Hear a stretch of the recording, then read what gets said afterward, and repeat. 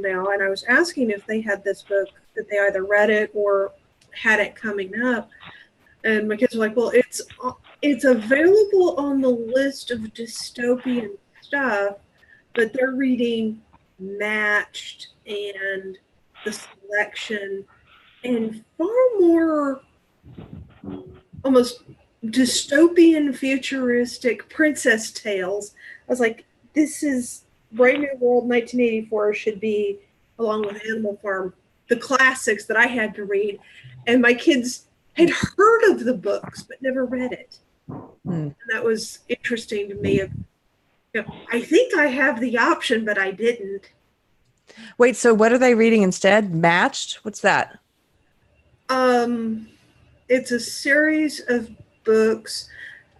It's similar to Divergent and the young adult stuff of the government does tests or the computer does the identity assignment, and here we're going to assign your life mate. Here we're going to determine your job and your information. And a lot of the young adult dystopian books plays off the identity crisis that young adults have, or occasionally, like Divergent as well, you versus society and overthrow society. And I want to be so awesome and have this complex personality, not just marry the best friend you told me I'm going to marry. Are these newer series? I haven't heard of these. Yeah, they've come out in the past 10 years. Yeah.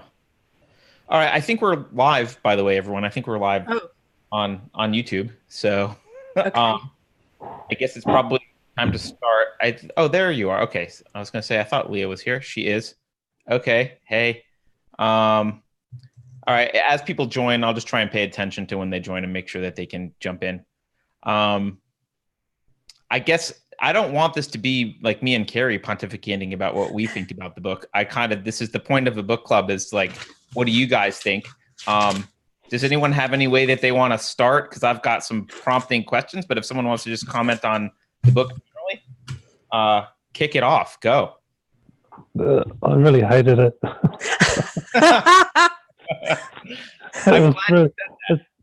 It's full of all these horrible childish rhymes that go all the way through the whole thing.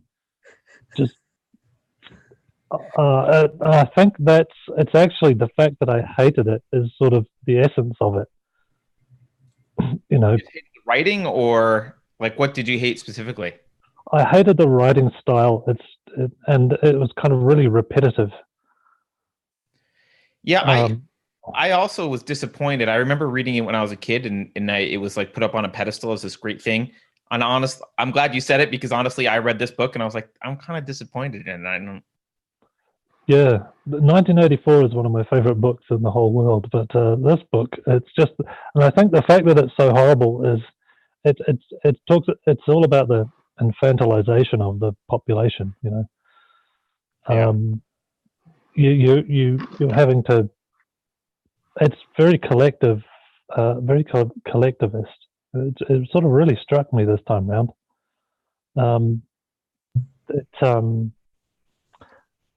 You know, you're expected to fit into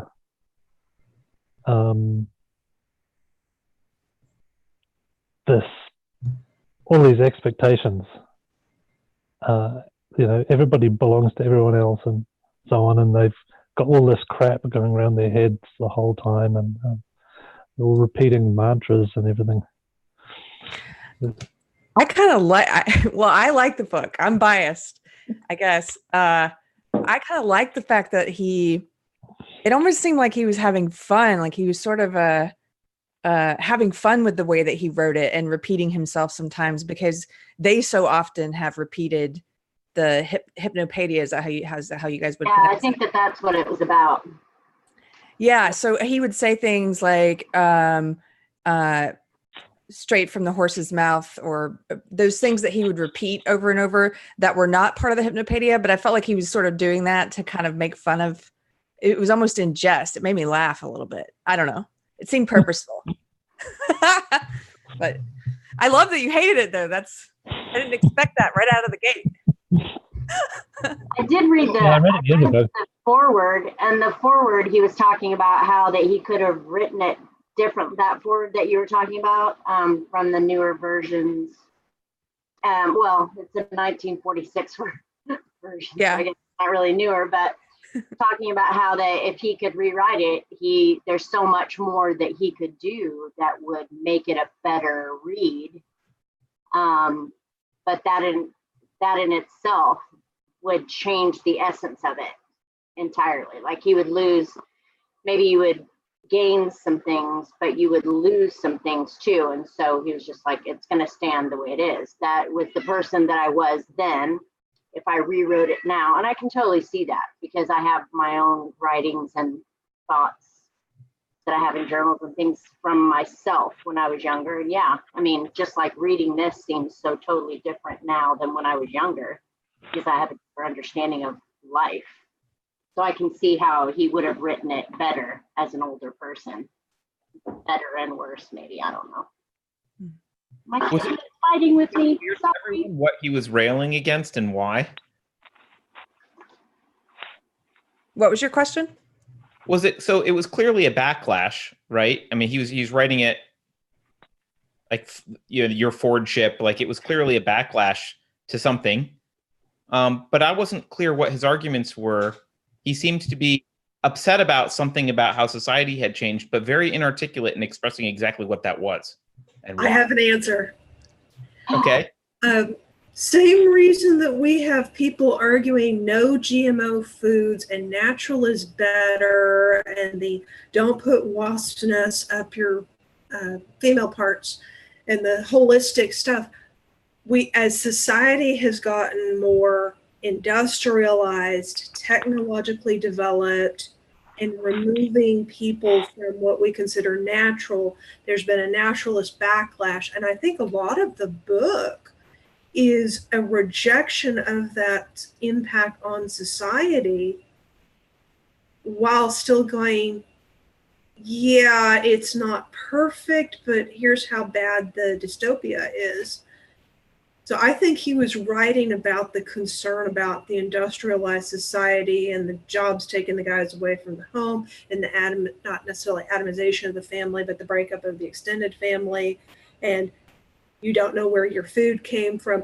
I think he was doing that all natural movement ethos before it was mainstream, where you have people saying, I want my ice cream and I want it to just have milk, sugar, and eggs in it, and no chemicals in it. I think that was what he was trying to rebel against, and now the movement is much more defined. But on the flip side, like he intentionally, well, it's not clear to me actually how much he was criticizing the future culture and how much I mean, it's supposedly a criticism of this dystopian world, but it wasn't clear to me which aspects of it were being criticized. Like, because they had that dystopian world, they said, well, we could just manufacture all the food that we like to do. We like to farm and do things less efficiently, which seems to me doesn't fit into that GMO. Like if that was the backlash completely, he would have a society where they ate, magical pellets of nutrients and their food was disconnected from agriculture. But that's not what he did. They were being made to be producers and consumers, and don't spend time staring at the flowers. Either be working in the factory making stuff or be bouncing around with people consuming stuff, but don't just sit there and contemplate. Don't sit and think. So it was getting on That's definitely a theme, yeah. I thought it was a criticism of collectivism, obviously in some ways, because several times throughout it, it's sort of you hear characters sort of criticizing, well, what is an individual anyway? Like the suffering of one individual is worth it for the good of all, and it just seemed to be a criticism of this whole groupthink. I mean, when I read it, of course, I'm coming at everything, I guess, through a particular lens lately, which is criticism of SJW culture. And so I see a lot of parallels there. And yeah, there were a lot of quotes there. I mean, I wrote some of them down. Like the director was saying, the social body persists, although the component cells may change. murder only kills the individual, and after all, what's an individual? What's an individual? So, like, definitely that was part of it. I don't know, Keith or and I don't know who else hasn't. Leah, someone I thought the individual was called the savage. I mean, they hated the idea of the individual. That's why they named it the savage. I love the words. And maybe I've been watching too many deprogrammed episodes, but I think I agree with Carrie. Like when I saw it, I just thought it's a total exaggeration of what's going on today now. I mean, he took like what's happening now. He called it with Bovigninsky's process. Oh. Like even better than what goes on with social justice warriors, where they get them in kindergarten and they program them.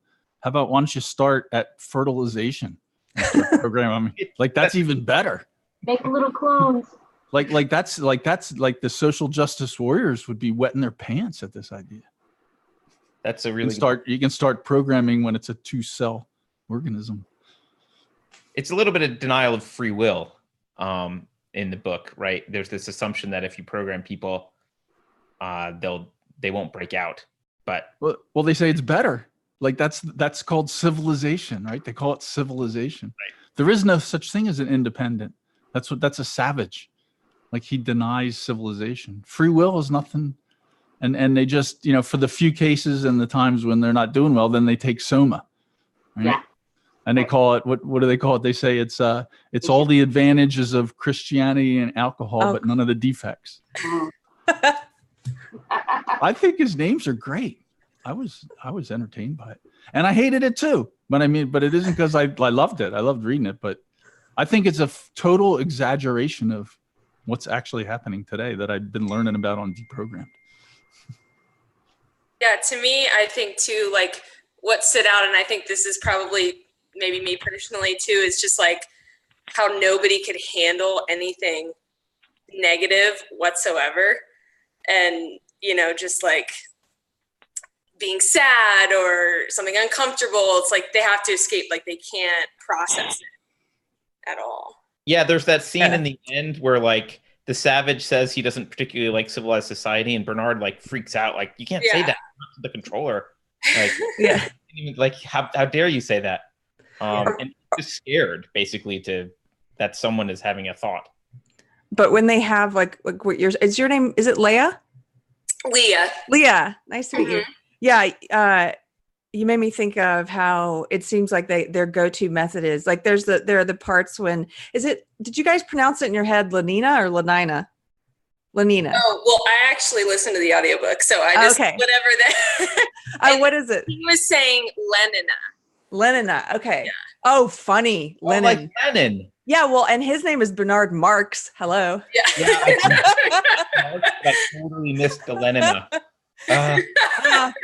Well, when Lenina has like emotions for the first time because John doesn't want to get with her and she can't handle it, and it's just like, give me Soma, give me like Soma. popping the pills. Yeah. Sex, Soma. They completely they don't have the ability to feel anything. Yeah. They don't have the stamina or the experience, I guess, in withstanding pain. Yeah. It's strikingly similar to the stuff that's going on in universities with all the safe spaces and everything. Mm-hmm. Yeah, it is. Carrie had a theory that Soma was now cannabis. Okay, it's not my theory. It's just in that preface, the 1946 foreword, he talks about the things that would have to happen in order for this dystopian vision that he has to come about, or something close to it. And one of those things is the development of something like Soma, because, and as he talks about in the book, the alcohol has too many negative effects. Linda, who's in the reservation, talks about mescal, about how it's like Soma, but it makes you feel sick the next day. And so he was sort of talking about there would have to be something that's like heroin or alcohol, but doesn't have those negative effects. And I don't know if there is, but there's something widespread has a lot less negative effects, and that's pot, right? Socially acceptable as well. Pretty much. Mm-hmm. I mean, it's losing a lot of its stigma. Yeah. There's, I mean, I think in our generation, I mean, I have a lot of friends that are my age. This was not necessarily me because that wasn't my upbringing, but a lot of people within our age group are what we call wake and bakes. And, you know, if they have a job where they can actually, when I say my generation or my age group, I mean, I'm 51. So if they can, they get up and they smoke every day and it's recreational, even though in places where it's still illegal, they don't care because they make excuses like, well, it's better than alcohol. And, you know, you don't hear of people smoking pot and then, you know, getting mad and, you know, abusing someone or, you know, drunk driving and killing someone. And so they have made it more, to me, more socially acceptable. And now as it's becoming legal, then that's like coming full circle. I mean, my sister lives in Colorado and she had a discussion 2 Thanksgivings ago where her son-in-law that works at a pot farm was discussing with her 92-year-old mother-in-law about using not just CBD, but actual pot something or other for pain control for her pain, her arthritic pain. It's like, that's a conversation that is, she said she was kind of having an out of world experience because it was like, here's her 90-something-year-old mother-in-law who never even drinks alcohol that was having this conversation like legitimately about using some sort of pain medication that involves pot. It's just, it's become very mainstream, I think. Yeah, absolutely. It's kind of the same thing as the Soma. It's very socially acceptable. And you can eat it. You can pop some capsules now. You don't have to smoke it and smell that anywhere. 0.5 milligram. It's better than pot. I looked at Soma as like the best imaginable possible drug, and the government gives it to you when you. Yeah, the government gives you a ration. You get a ration.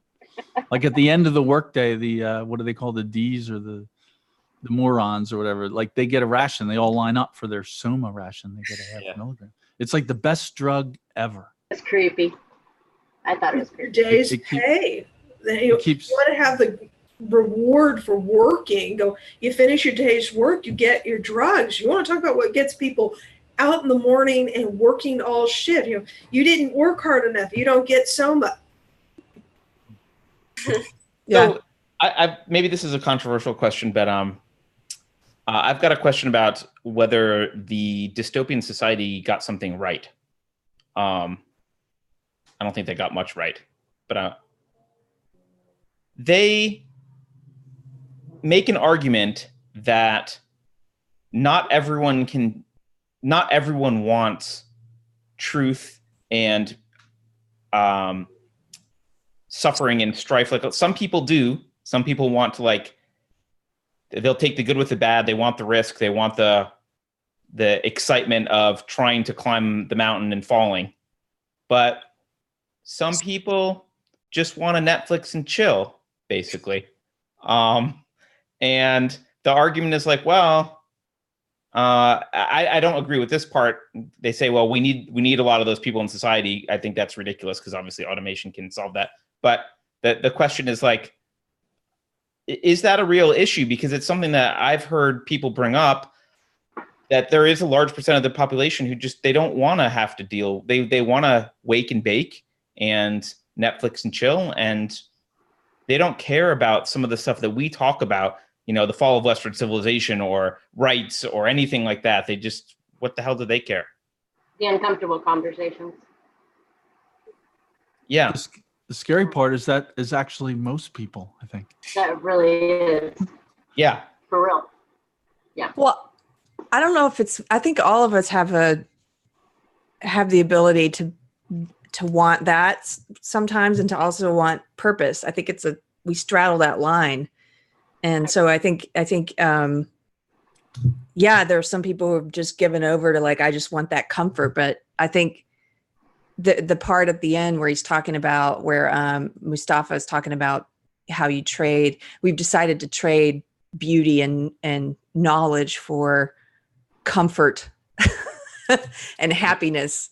I don't think it's I personally don't think it's a rewarding trade. Who am I to judge Linda, who just wants to spend the rest of her days taking Soma until she dies? But I think it could be argued that there's no purpose there. Oh, right? I mean, like there's no. Yeah, I think that's even part of it. I'm making a value judgment, I guess. That's fine. You're allowed to make value judgments. Okay. What does everyone else think? Like, is this? Well, I think it kind of like begs the question that if everything is all good and all like rainbows and daisies and everything's always happy, then what is happy? Like, how can you know one without the other, kind of a thing? That's a great point, Leah, and it's something that I think is also not addressed in the book, which is right. That's what I was thinking too. Yeah, humans adapt to their current level. So if you had a drug like Soma, you would necessarily need to take it in increasing amounts. Like, this is just what happens generally. In fact, it happens with pot, right? Yeah. I know people who I don't know how many. I won't ask how many people have tried pot, but like, if you haven't tried pot and you do something like 5 milligrams or 10 milligrams, like that can knock you on your ass the first time. It's like, it can totally screw you up. But I know people who do 1,000 milligrams a night because they've built up a tolerance because their brain chemistry adapts. So that wasn't something that the book kind of assumes that we can have this drug and people just aren't going to get used to it. But it seems like once things are stable, which is what their goal was, stability creates angst, I think, almost necessarily in humans, and discontent. I don't know. Someone else. It's not just tolerance. Your brain learns how to operate under it. So people that smoke every day, they can work fine. I mean, I remember people in college saying like they didn't know how to go to class without getting stoned. And personal story, actually, it doesn't matter now. I learned to play guitar when I was stoned, and because I lived in a dorm with a bunch of guys, and then I started like playing more seriously, and I had to start over because I had to learn how to play sober. Like, my brain didn't know how to play when I wasn't stoned. Interesting. I had to relearn all the chords. I didn't even know it, but I could play fine when I was stoned. That's awesome.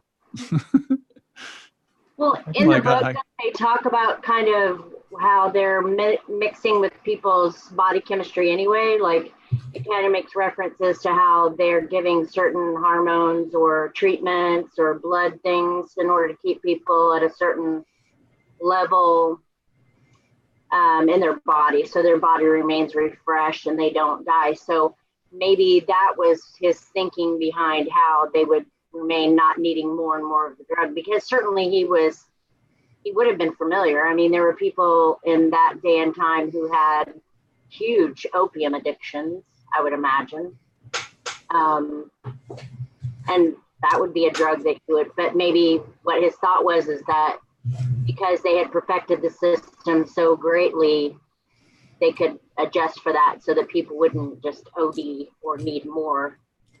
I don't know. It's an idea. I think that's why it's Soma. That's why he didn't pick a drug that exists. It's the perfect drug. So like every problem you could ever think of, you would just say, well, Soma doesn't have that problem. That's what he means. Yeah, that's fair. Also an interesting wordplay of somatic and the somnolescent. It puts you to sleep mentally, or it can put you to sleep physically, and put you in a Soma coma. Nah. Yeah, I like that word. That's why they ration it, because you can't take too much. It does have that problem. You can't take too much; it'll put you in a coma. So they give you 0.5 milligrams at a time.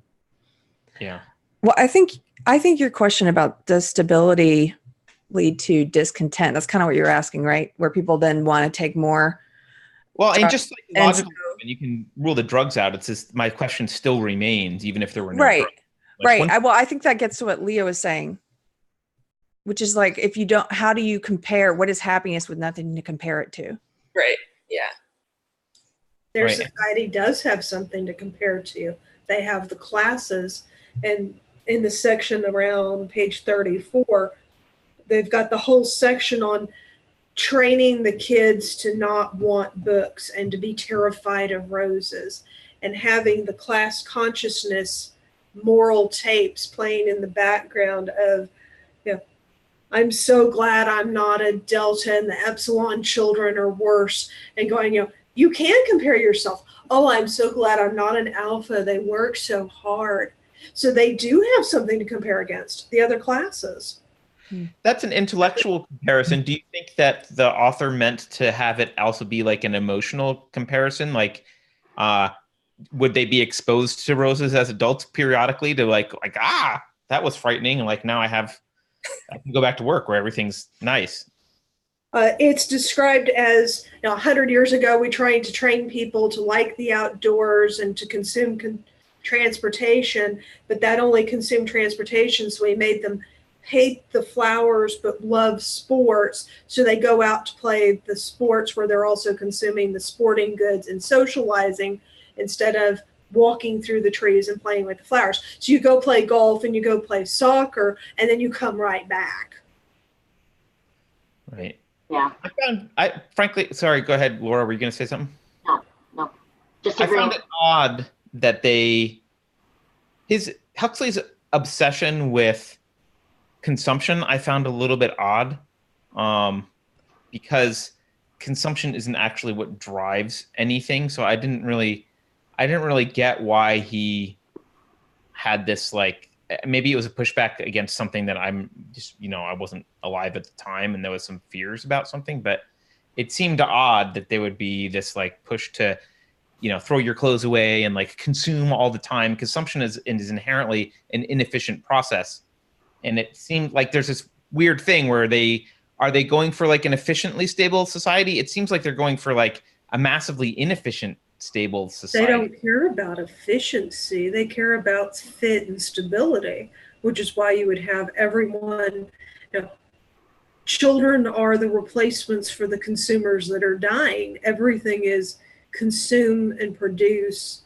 They're not going for efficiency because they're talking about the sports of you can't replace this sport with this sport unless you can show that it uses more stuff. Right. Now they're totally recycling everything, even the phosphorus in your body, but they're saying, our standard is use as much as possible. If you're throwing out your clothes, if you're throwing out the wasted food, who cares? We'll just make more. And it also creates the image of a very prosperous and wealthy society. And they see themselves as superior because nobody's hungry, nobody's poor, nobody's at war. They use the worst cases of our society to say we're better than that. So it's almost we're so awesome, we can just throw everything out and totally replace it. And everybody's providing me with this and taking care of me. So this is my sense of community because everybody's serving each other, even sexually, which is a whole other section. Well, that's also, yeah. Yeah, I agree with Tamara. I think it's that they just want everyone to have not a higher purpose, but a functional purpose. And so if everyone's consuming, then all of these lower classes have something to do and something to produce. And so they need people to consume, so they have something for the lower classes to do and to be, quote, happy doing it. Apparently, by the way, in the chat, Janet says there is a drug called Soma. Caryoprodol. I can't pronounce it. It's a muscle relaxant, and some people abuse it. Oh, geez. So, one thing that I thought about that culture of just throw it out is something that we kind of do now more than generations before us used to do, and it's something that I see. It's hard for me to see it because of the way that I was raised, because I grew up in Africa, and so not only was I raised around people with just abject poverty and people that didn't have anything, but it's not like we even had malls or like Home Depot or something like that, a hardware store where we could go and buy things. And so because of that, you were very careful with your things, you repaired things, you recycled things in the form of, giving them to other people or selling them to other people, and you didn't just throw them away. And that's in one generation. I mean, my son is not like that. It's really disturbing to me. My husband and I are both that way because we did grow up in Africa, but my son is not that way. And I didn't like raise him to like throw things away. I repaired things, I fixed things, I reused things. But it's not in his culture. I mean, if it's broken, you just get rid of it. There's a store where you can buy new. And we do have that sort of mentality. Not that everybody works that way, but I think that there is kind of that mentality in our. Every time I drive around my town, there's piles of furniture and beds and stuff, and on certain corners where people are just piling stuff up and throwing it away, and it's like they don't think about. I mean, I guess we have come a little bit with some of these DIY people making things, but that's kind of that's not normal. People just generally just buy something new. You get a new house, you get all new furniture, all new appliances. You don't try to fix anything. Nothing is made to where it can be fixed anymore. You know, washing machines used to last for 25, 30 years. Now they're made to last 10 years. Same with air conditionings and things like that. You used to have it for 25 years. Now it's like you put it in, thousands of dollars, 10 years later, it's breaking on you again. So we kind of have that kind of society where we're slowly not making things that last. Does that make sense? You're so right. Yeah, well, we don't value things that last, right? I mean, a washing machine that lasted 10 or 20 years would cost more, and people don't care, right? They just want the... Well, plus we have that, what's that term for like iPhones, the way they build them in so that they build it in. Lessons. What is it? Planned obsolescence. Planned obsolescence. Yeah. Yeah, good point. They force you to keep buying new ones. Yeah. So when Huxley wrote that, it wasn't like that. Like, was it 75 years ago or something? Like he figured out what it was going to be like now 75 years ago. That's what I think. Like that's what everything was. He predicted the future. And then made sort of like a joke out of it. But I look at like every single thing in there, you see, well, that's terrible. And then you look, well, actually he just took what's happening now and exaggerated it a bit and wrote a story about it. Yeah. He talked about it. There was a section where they said that, they could have automated something that they had to do. But then the problem was that if they gave too much leisure time to the deltas, then they weren't happy. They needed like 8 hours of work and then there's Soma and then they go play, centrifugal golf or whatever it is. Like, that's what you have to do. So then they said, well, no, we don't want to automate this. Yep. Yeah. So they made factories. You got to keep the sheeple happy. They need a job. I mean, it is really disturbing to me, that whole making of the classes, the splicing of the genes, the whatever it is, adding this, adding that, the mixtures and the whatever bottles where they're growing these babies. It's really, I think that was one of the aspects that I found particularly disturbing, especially because I watched an episode yesterday from Tim Pool about how they've mixed human genes with Crimea monkeys. Oh, in China. Yeah, I saw that. Mm-hmm. I didn't see Tim. Yeah. And it's like, I didn't even want to hear it. It's like, the more we delve into those things, the more we're going to have problems with ethical dilemmas, because we haven't even kept up so far with what we can do now. In my opinion, we haven't kept up ethically with what is okay for us to do and what isn't okay for us to do as far as gene manipulation, DNA manipulation. I don't know. I mean, they're also just it presupposes that there should be some class of rulers who are trying to organize society in some way, and they're going to use these genetic tools to create people, which is not a far cry away from they're going to use the public education system to indoctrinate people. So it's not actually that different. That's arguably how we got SJWs now. Yeah. I mean, also though, the talks that you've even had on your channel about how does it change society when we don't need women anymore to grow children? How does that change the way that we see the value of women. I mean, it was really disgusting to them when they talked about the concept of mother and father. That was very disgusting, primitive, embarrassing. And we're on the cusp of that now. So that was kind of, I don't know, that was one of the creepiest aspects of it to me now, looking at it. I mean, when I read it before, that was just crazy sci-fi, that'll never happen. And yet now we know we can kind of do things that we never thought we'd be able to do before. So isn't that matched? It's not. And you know what? I'm having a brain freeze and I can't remember. It'll come to me later. If anyone watching knows, please let me know. There's a bit of feminist. There's either a book or an essay that I had to read years ago in college. It might have been like someone like Sherry Moraga. I'm not sure, but they basically were advocating for a future like this in which babies were born from test tubes and they were all assigned to like 3 different adults to raise them so that there were no bonds that would be just like in this book. They didn't want you to have an unnatural attachment, like mothers to have an unnatural attachment. They thought the idea was like, this will get rid of all the dysfunction that happens in families. Is this whole idea of it takes a village to raise a child, well, we should do that. And we should make sure that each child is raised with a diverse group of adults who are kind of responsible for that kid. But it's weird, right, Carrie? Because that's the opposite of what all the evidence suggests, right? All the evidence suggests that if you don't have a stable 2-parent home, that's when you're more likely to have all of these problems blossom psychologically later in life.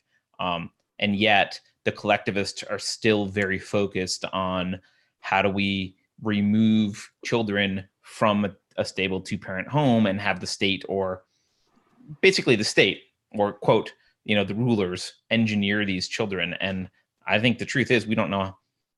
The psychological impact would probably be devastating in a way that I don't think this book even anticipates. I actually don't think this book is believable. That's one of the things I didn't like about it. I know, Stephen, you said really? Yeah, I just thought it was totally unbelievable. I was like, this is stupid. Why did you think it was supposed to be believable? I don't think it was supposed to be believable. It's an exaggeration.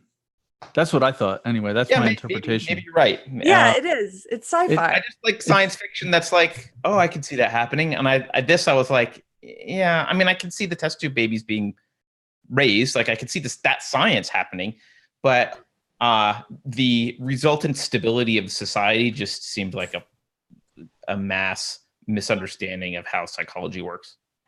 I didn't interpret it. They really have solved the problems, That's true. They hadn't solved problems. I'm saying maybe in the book they have figured out how to solve the problems. Maybe the author can't get the details across and make them sound believable, but why couldn't there be a society where they've actually solved all those problems and people don't need? Yeah, so all the problems that I'm seeing, maybe they solved them and the author just didn't explain it. Yeah, it could be. Yeah, I mean, it could be like the transporter in Star Trek. I don't get how it works, but we're supposed to believe that it works, right? So I wish I had one of those. But the Star Trek transport, like they knew that was impossible, but they did that because it was a 1-hour serial. The whole idea of the transporter in Star Trek is that they intended from the beginning to do a 1-hour serial, and in the beginning they used shuttlecraft, and then they realized, well, that's going to take too long. That would have to turn into a 2-hour show. So they came up with the transporter so they could do a story faster. And they said, well, this is like completely impossible. And they said, well, that's okay. Who cares? It makes the story better. And I read it, and I thought it was a dystopian novel. I think when I read it when I was 18 or 17, I didn't get it at all. But now I read it and think, well, it's like takes the dystopian and turns it completely upside down. It's not a dystopian, it's utopia. It's like the next step after government schools. It's better. It's a utopia, and it's really dystopian, but it's also utopia. That's how I saw it. The thing is, it doesn't matter whether they get everything exactly right or not. It just has to be good enough to be stable. Yep. Stable and happy is the goal. stable and happy.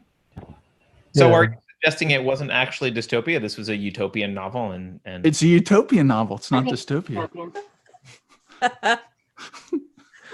That's what I thought too. So don't you think that like the ultimate SJW, like this is way better than what you can do in school? It's Yeah, no, it's like this is the perfect thing. You Yep. decide in the beginning, like, all right, how many deltas do we need and how many alphas do we need, and we're going to create them. And there's no parents to like screw that up. The government has full control from fertilization. That's perfect. That's better than a government school. What could be better than that? You've got That's the complete perfect aesthetic, society. You've got socially accepted social engineering so that you're happy with your job. And the other thing I noticed was once you have the mass production of people and the high standards, they look at Bernard and go, well, he's slight in stature, but he's really smart. Should we tolerate him? Do we have to put up with him? They did not have much patience with him because he wasn't perfect. yeah. Yeah, I thought it's a utopia, but it's also a dystopia, right? Like this is like this, of course it's both. I think it's a This is dystopia. It's of course it is. both. But It's this both. is what they would like. This is like what goes wrong on the path to creating utopia, and do you actually achieve the things that you think you're going to achieve? Some people's utopia is other people's dystopia. Yeah. And an easy way to come up with a dystopia is imagine a utopia and then go, okay, what has to happen to get there? Good point. Good Yeah. point. It's a lesson. So I looked at it. It's a lesson of when people think about what they want to do, or they want to program kids so that they grow up, and this is what it really means. He just pulled the thread all the way through, and it's a utopia and it's a dystopian. It's both. You're supposed to be horrified by it, I think, and then you're supposed to look at this and say, well, I don't want government schools. I don't want this. I don't want that. I don't want the other thing. They're indoctrinating us. That's how I saw it. And he did it for fun. I think it's all for fun. It's to make you think of how terrible it would be. Can we talk about a character real quick? Can we talk about how disappointed I became with Bernard? You could tell from the beginning that Bernard was meant to be kind of a disappointing character. But at first I had so much hope for Bernard. I really did. Maybe that's a girl thing. I don't know. Whenever I was like, oh, Bernard's gonna be, Bernard saves the world. yeah. Was But it a trick? Bernard, Were pretty obvious right away. Bernard is such a hypocrite because as soon as they start, he gets a little bit of respect and fame and celebrity by bringing the savage along. Then suddenly he's like bragging about all the stuff he used to be critical of, like treating women like meat and everything, and it being so impersonal. And suddenly he just totally changes and becomes one of them. Right, but you could tell from the beginning that he had his own self-esteem issues from the beginning, which were they were bound to manifest somehow in his initial state. They were manifesting in his kind of social isolation and his criticism of they're treating women like meat, blah blah blah. But you change the situation, it just manifests differently. So I think Bernard was supposed to make you think he's going to be the hero. In the beginning, you think, well, Bernard is the guy that he's actually the only one that's thinking independently. He knows what's going on. He knows this is all bullshit. But then in the end, he goes and meets the top guy. I don't know, the director of predestination or whatever, whoever the guy was. And the guy like talks to him and says, no, you're wrong. No, you're wrong. No, you're wrong. Here's why. And they give him some Soma. And then Bernard goes away, and it turns out Bernard's like right on the government path. Bernard reminded me of Winston. Remember Winston in 1984? Yeah. Bernard is the same character as Winston. Yeah, I don't know. You think he's the good guy, Bernard, but then in the end, so I don't know. You saw through it from the beginning. Yeah, I mean, I at the beginning I was like, oh, this guy's gonna fall apart. Like, let's watch his journey. I actually got more excited about his friend. I was like, oh, his friend. Yeah. His friend is the one who's gonna be the hero. And to some extent, his friend kind of was. His friend kind of got it and was like, all right, I'll go live on a I'll go live in the Falkland Islands and enjoy my life. Yeah, make sure you give me bad climate so I can write well. Yeah, his friend was great. I mean, the one word I just kept noticing throughout when it talked about Bernard, the more that you saw of his real personality was resentment. He just had a lot of resentment, and he and a lot of self-pity. That was the other word. Yes. Yeah. And cynical. He was cynical. Yeah. You're not supposed to be cynical in Brave New World. And No, his- there was a level of unhealthy self-pity and stuff as well, right? Oh, yeah. Well, you saw through it. He fooled me, though, Carter. So you saw through him. Good for you. He fooled me in the beginning. I thought he was going to be the hero. Well, the book fooled me generally because I saw through Bernard, but I was like, well, someone's going to be the hero. And I latched onto his friend. I was like, oh, well, that's going to be the guy that's the hero. And actually, no one was the hero. The Savage just was and died. So Savage didn't die. he committed suicide. he did. He killed himself. Yeah, okay. What they're He not gave clear up, right? When all the helicopters came, he gave up, right? Well, what they're not clear on is, did Lenina die or just have sex with somebody else in that orgy after they gassed the riot?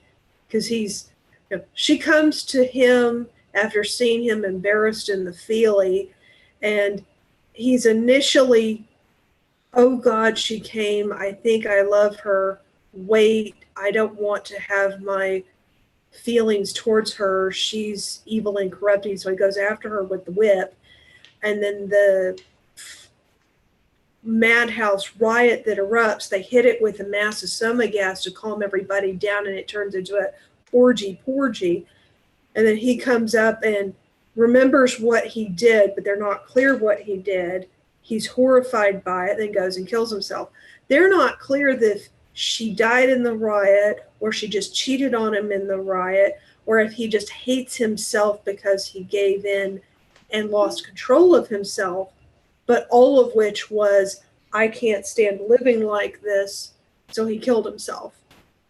So I don't assumed know if that he had sex. Anna, or she came and then rejoined the people physically, so she's betrayed me and I can't live with it, or if because he actually gave up his sexual restraint, which was one of his personal characteristics, he says, oh God, I've lost everything that was me. I can't stand living like this, and killed himself.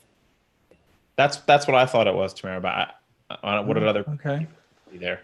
I didn't. Yeah, I think you're right. I didn't catch all that. I didn't understand the whipping. Like, why was he? Because he was supposed to be independent. I thought he was going to be the hero. I got fooled. I got fooled by like 3 or 4 of them. Turned out there's no hero.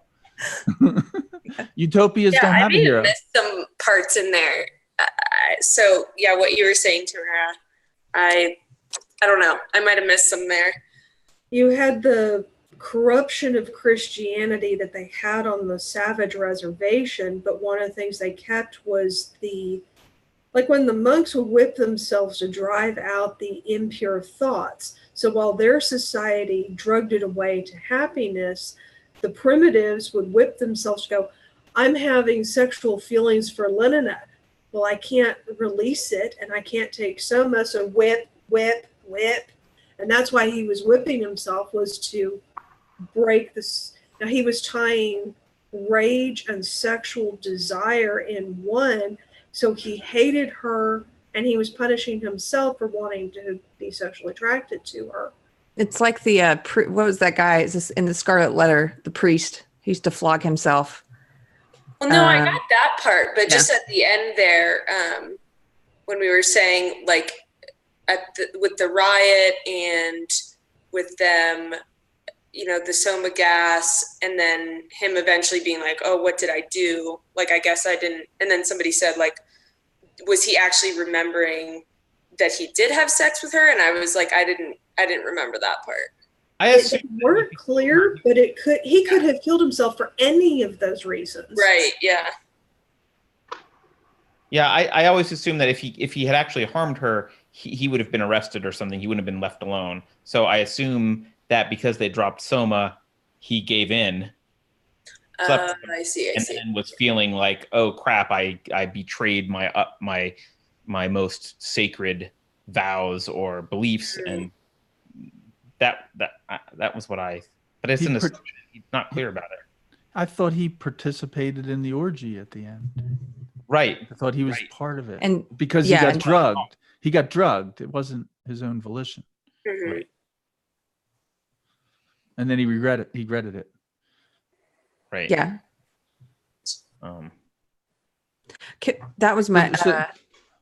So there was no hero, and there's a thing in there in one of the lectures that that he's getting, the Bernard's getting. They talk about, well, there's no need for a hero in this society. Here, the only time you need a hero is when there's something really wrong, like something bad has to be wrong. In a perfect society, there's no need for heroes.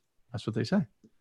So then I realized, like, oh, all these, I had like 3 different people I was thinking was the hero. Then I read that and I'm like, oh, there's no hero in this. That's the whole point. There's no such thing as a hero. They don't need heroes. Just in a civilized society, there's no need for a hero. or villains.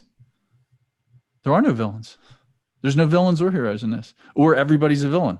The government's a villain. I don't. But it's Utopia. Utopia doesn't have heroes or villains. There's 6 types of stories, if I believe correctly, and this is man versus society. Society won and the man died. Yes. Yes. The individual had to die. Yes. The savage. Yeah. They call him the savage. I love the way that he chose. Well, he chose to die. Would you want to live in a world where you're the only individual? No, but I think there's something that's important about the choice that they made, where it wasn't that the savage was thrown back on the reservation or killed for doing anything or banished. Like he bowed out of society himself, which does make him a little bit of a hero in that he refused to participate. The best way that he could keep his integrity was by doing what he did in a weird sort of way, by his own values. Killing himself was the only honorable option left.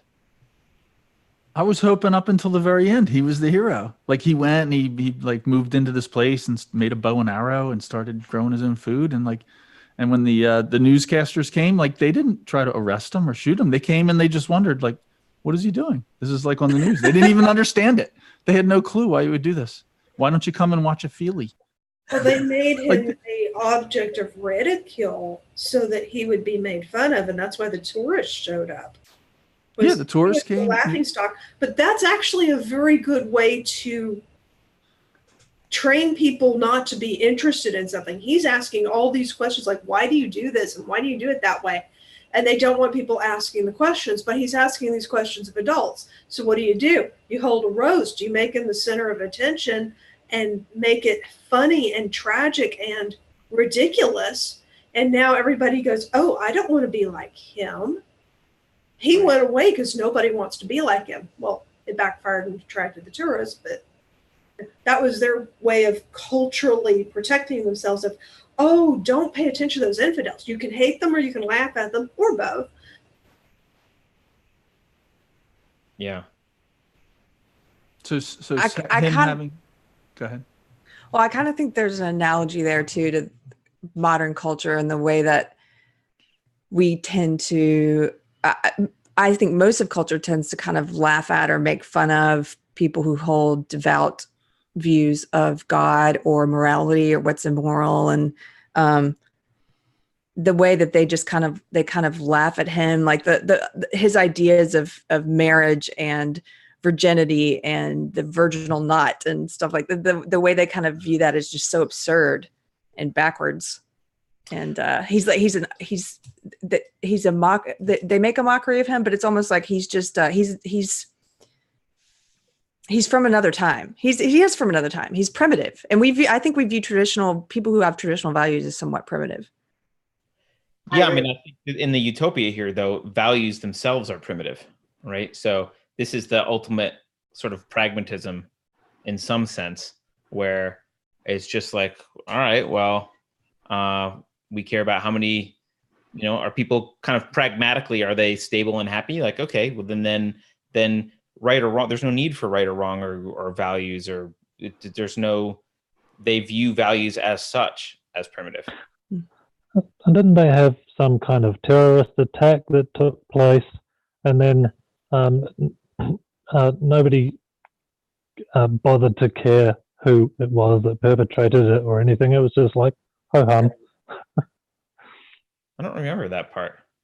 There was just some random thing in the news where they said, "Oh, it's so many such and such people were killed in such and such a place." Oh, okay. Yeah. Yeah. Well, similar to how Oh, okay. Well, about let's his go girl. ship replacements. Yeah. That was So the other well, thing. that's- The Cyprus experiment seemed also to me like, Mm. I know it's not supposed to be believable, but I don't know. I want to like understand, like follow why things are happening. And the whole description of the Cyprus experiment where they took the alphas and moved them to an island, it seemed absurd to me that they killed off most of each other and then voted for that to come back. It just didn't seem. Well, I think it's just a point. Sometimes you have to, I think an author has to write things in such a way it may not be believable. Like, how does this work? Like, just like the Star Trek example we were giving before, but you're doing it to make a point. And it's not so important that you understand how this could actually work. The point is that it happened. And so I think the point they're trying to make there is that, look, we tried to give people free will and make everyone intelligent and put them all together and see if we could have a utopia there. But if everyone has free will and is intelligent and we're not like making them happy with whatever their subservient role is, well, nobody's going to want to do the menial task, and everyone's going to fight, and we're going to have war, and nobody likes war, do they?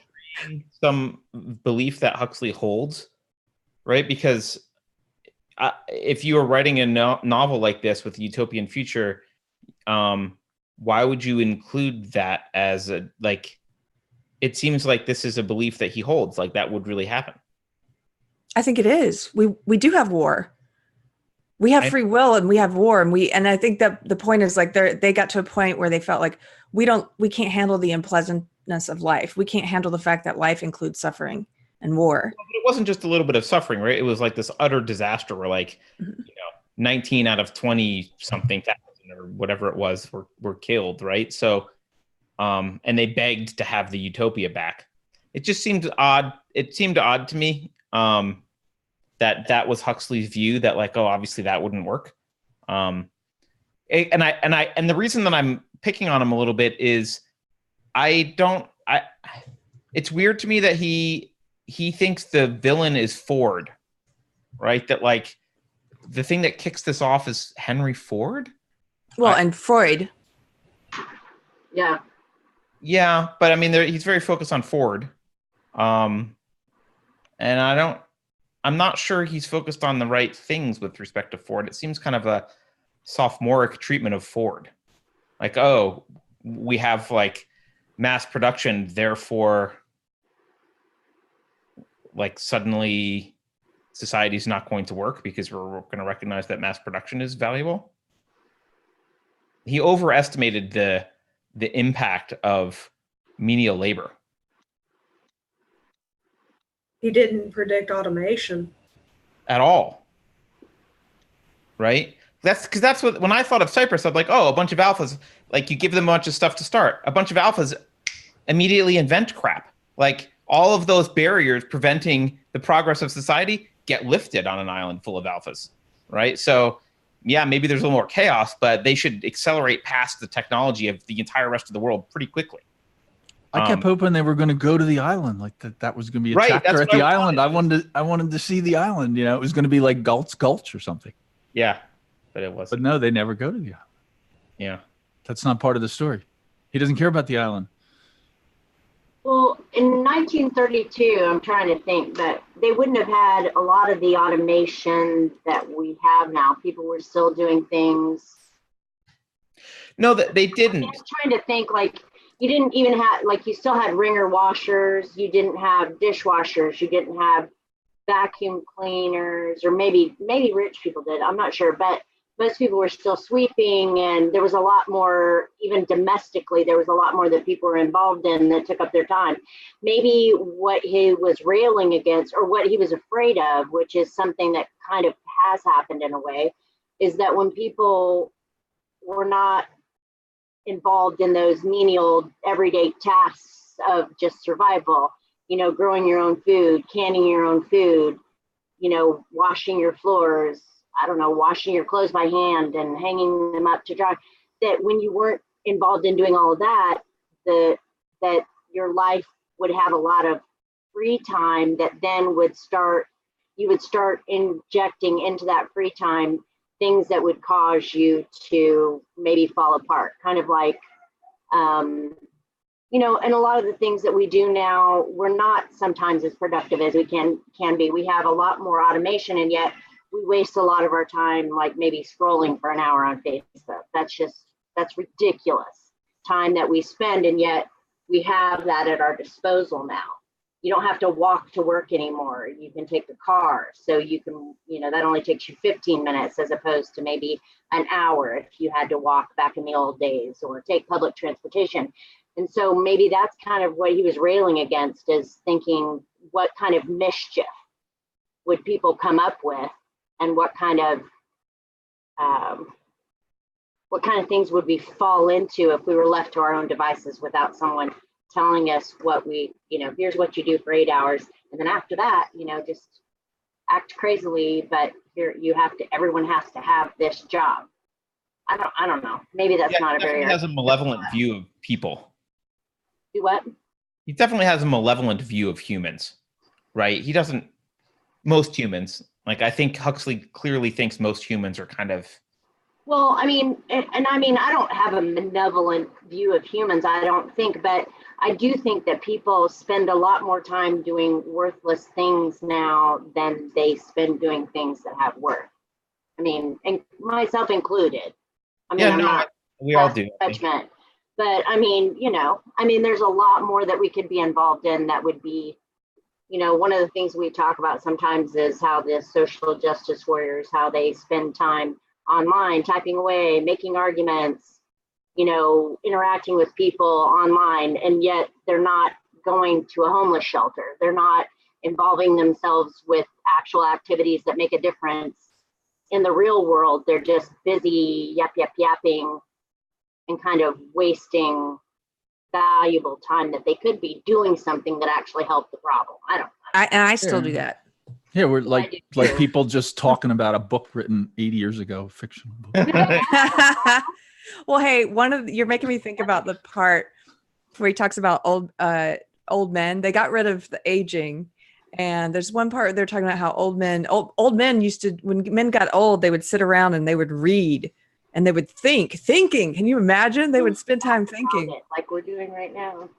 Yeah, and as if that was such a bad thing, and like, and then again later they talk about how reaching old age is when you have the ability to see God as you approach death, to see God, the God who's always been there. And so I thought all of that stuff was really fascinating. If you get rid of the idea that age and is that age is what causes people to, I guess, expand their minds, or to maybe take a turn towards the spiritual, or to seek God. That was really fascinating to me. Reevaluate, because you can't take any of it with you. Yeah. Right. Yeah. You definitely linked it to like the fear of death, right? Makes you more contemplative. No, he specifically said it wasn't the fear of death. I thought he said it was. He said that we thought it was the fear of death that makes people search for something to cling to, like God. But what it actually is that as you approach death, you become better able to see God as revealed from behind the clouds. He's always been there. You're just getting closer to him. Yeah, but I thought it was because you were approaching death and you had an awareness that death was coming. Suddenly you were seeing, maybe I'm misunderstanding. Right. I guess I would just take the word fear out. I don't think it's because of a fear. But maybe. And their death conditioning was to totally remove all fear. You have the best food and the best snacks and the most eclairs, and it's the most fun. Yeah. Right. Yeah. I like when John just starts hitting the kids that are at the death center. It's like pushing the kid down because they have no respect. Anyway. And boy, did the Ford universe co-opt, appropriate Christianity. You don't have a cross, you have a lesser one across the stomach. You have your Mormon tabernacle choir equivalent singing to songs of Ford. And you have everybody coming together, and you've got characters who look like televangelists who are singing the praises of Ford, and they even call it a syntho-religious, artificial religious experience. So even though you've gotten rid of God, you have not gotten rid of the religious impulse. So they co-opted the Christian stuff, capitalized it, that may or may not be the right term, and then gave you the mass-produced substitute. It's almost like he's trying to say, now, if you become the perfect cog in the machine, you lose your humanity. And by trying to shape, even the kids are born on assembly lines. You know, the massive spiral is you're implanted and fed and then given the injections and so forth. Even the kids are mass-produced. Yeah, they're using Ford's technique to make people. Yep. Welcome, Jeremiah. By the way, have you been paying attention or yeah? I was confused as how to interact because I do Zoom for other things, and I was like, there's nowhere for me to turn video on. So I've recently been promoted to panelist. Sorry about that. I was supposed Congratulations. Thank you very much. But I wanted to mention something. We were talking about what happens with the religion being and finding God later in life because of the fear of death. And I remember something when one of my other book clubs where we were reading a Greek tragedy, and there was one person, I wish I remembered his name. It was an older gentleman who no longer had that need for, he started to lose his sexual appetite and his appetite for a lot of other things. And because of that, he was starting to spend more time thinking and, philosophizing and things like that. And I wonder if that's a bit of it. As we get older and our appetites for things in general start to subside, those appetites, whether they're hunger or knowledge or the call to adventure that us older guys have already had, that you start to think about a lot of those things and you just have time to do that and really start to process it. I think you're spot on. I mean, I've had that conversation with older friends as well, of just like reduced sex drive, but not like regretting it. Just like, yeah, I'm enjoying thinking about stuff, and there's other stuff I care about in life. And like, I've absolutely had that conversation with people. So I think you're spot on that. And most of the philosophers in ancient Greece and after did a lot of work when they were old by the standards of then. So 32. Yeah. No. Yeah. Hey, but we're dead by now, Carrie. We're all dead. Way past that.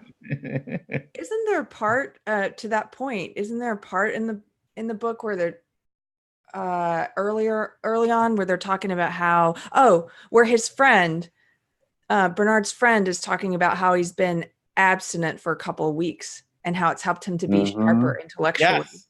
Yes. Yeah, it's part of discipline and constraint and thinking about things outside of just the immediate pleasures and eating cake. Yeah. Eating cake, yes. Yeah. Well, I mean, they definitely set up a society in which you can't long-term plan for anything, and they don't watch your long-term planning, right? Which I kind of think of intelligence, like in humans, as long-term planning. That's kind of what it is. It's being able to kind of project in the future and know, okay, know the future exists. Yeah, but they've kind of tried to remove that in this society, and like, no, all that exists is what you feel like doing right now. Hey, Lou, in the background. Hi. Yeah, and to your point about the future, they also erase the past. And I remember one line where they said, there used to be something called the pyramids. And they talked about a lot of the old things in Othello and Shakespeare that they got rid of. So they're not thinking about the future. The past is erased. It's only the here and now. And that's something that like all regimes do when they take over, like the authoritarian regimes, right? Is they intentionally try and destroy all cultural remnants of the past, not for any particular ideological reason other than the one given in the book, which is that's the past. They don't want the people to think about anything other than what's there. Like they've already figured everything out. You don't need to think. There's no need for planning. What needs to be planned? They've already figured everything out. And that's why they don't need people to think, because there's nothing to think about. It's not a necessary trait anymore. Right. It's utopia. You don't have to think or plan. Can we talk about a little bit like the weird things that they were doing, like when they would do, I can't remember what it was called. Like they would simulate pregnancy or something, or those simulated experiences. Aggressive, passive. If you started to get angst or whatever, then you might be given this episode that you would be able to fake it, basically. It was once a month, right? It was called, I forget the name, but like aggression, passion, something. Aggression, passion training. Not the circle thing. Not the circle thing, which I thought was really super weird. But the deal where the pregnancy. The pregnancy one. When the girls were talking in the locker room and they were like, well, maybe you need to have. Oh, yeah. I can't remember what they called it, but it was something to do with it. Oh, surrogate pregnant something. Yeah, they like girls have to have that every once in a while. Every once in a while, just so they will have the feels about being pregnant or handle that little maternal longing thing. And a little bit, there's still a little bit of brain cells that still have the maternal thing. So then they have to deal with that. They have to handle it by artificially giving you a weird kind of experience. Yeah, it's getting rid of that nature so they can continue to nurture, because I think that's a big disagreement with a lot of the arguments culturally we get into it are nature versus nurture stuff. And in here, it's all nurture because they are taking everything and socially constructing everything.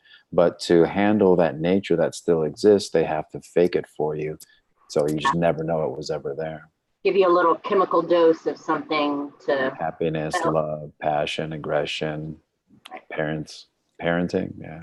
Yeah. I'm glad you brought that up, because fundamentally the kind of collectivist mentality and ideology, like all the way back from like philosophers all the way through like modern activists, they are all very much environmental essentialists. They're very much like blank slateism.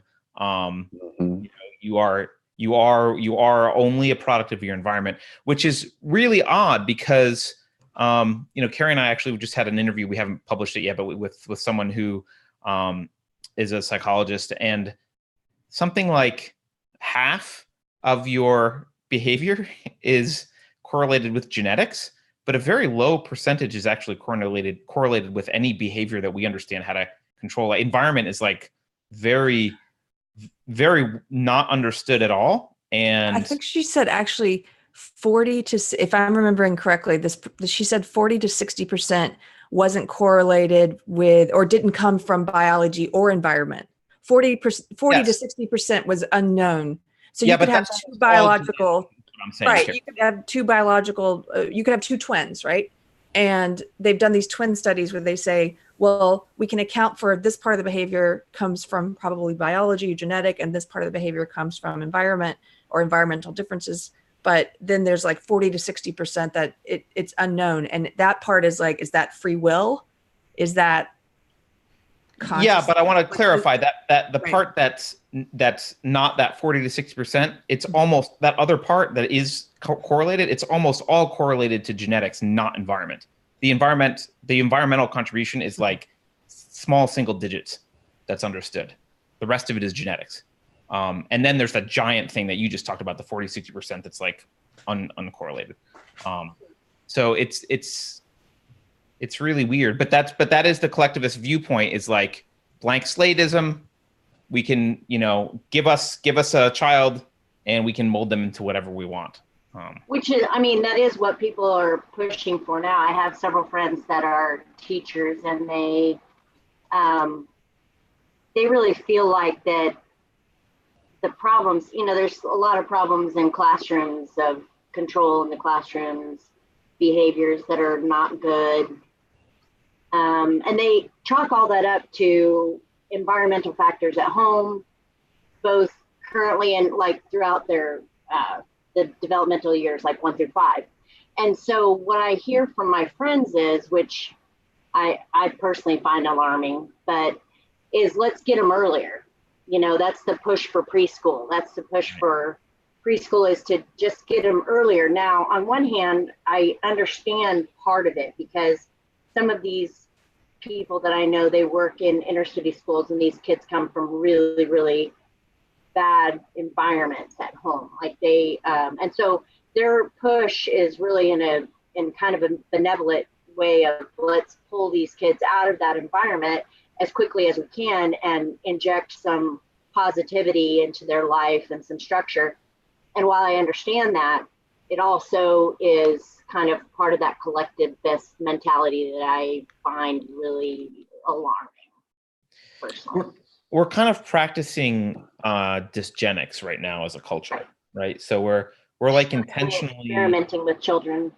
Well, and we're intentionally encouraging, like we're encouraging people to be dependent on the state. Yes. We're intentionally subsidizing having children when you can't afford them. So we're playing a massive dysgenic experiment right now.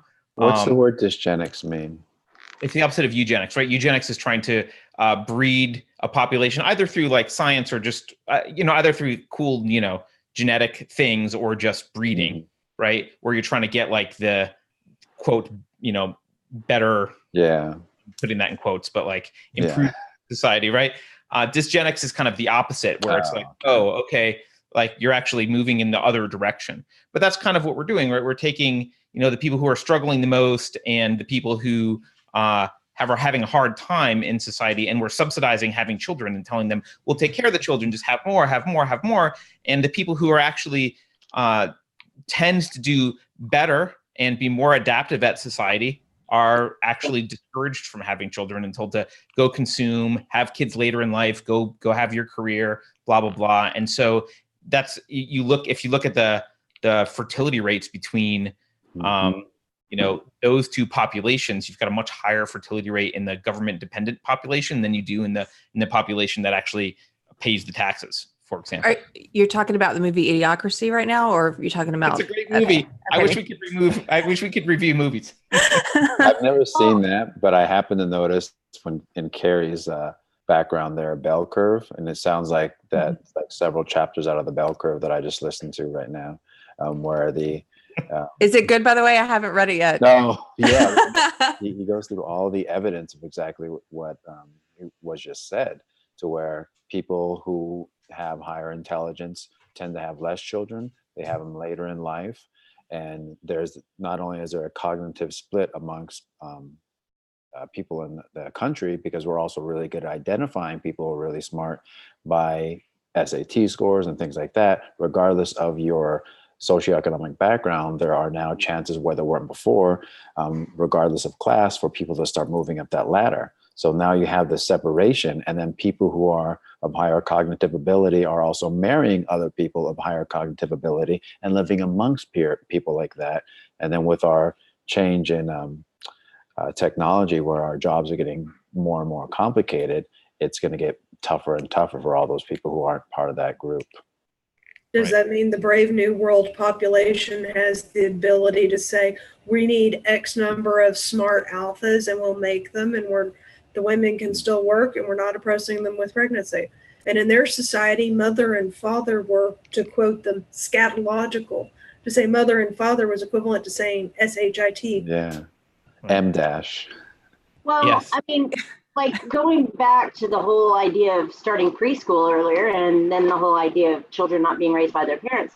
I mean, I think that we have really ample knowledge of what happens to kids when they're left in, for example, nurseries and abandoned in, what do you call it? Daycare? Foster care? No, like kids that are like adopted out of Russia, where they've been left in orphanages. Sorry, I'm having problems with my words. But when kids are left in that really formative age, even as young as like 0 to 1, and of course it's very anecdotal, but I had a friend who adopted two kids. She was fostering them first, just from their first birthday on, and then she ended up adopting them. And in my own thought process, I thought to myself, well, great, this is amazing. She got these kids. Very sad that they had to be adopted, but these are really great parents. They had already raised two kids. These girls will have a chance, but what they experienced within that first year was psychologically damaging enough that they actually have really severe, not only cognitive abilities, but dissociative type disorders. And so, you know, then we start in with the whole idea that, oh, okay, well, let's push for, let's get them at preschool, you know, let's get them at preschool, and let's start like treating them better in preschool. And we know better how to raise these children because they're in environments that aren't good.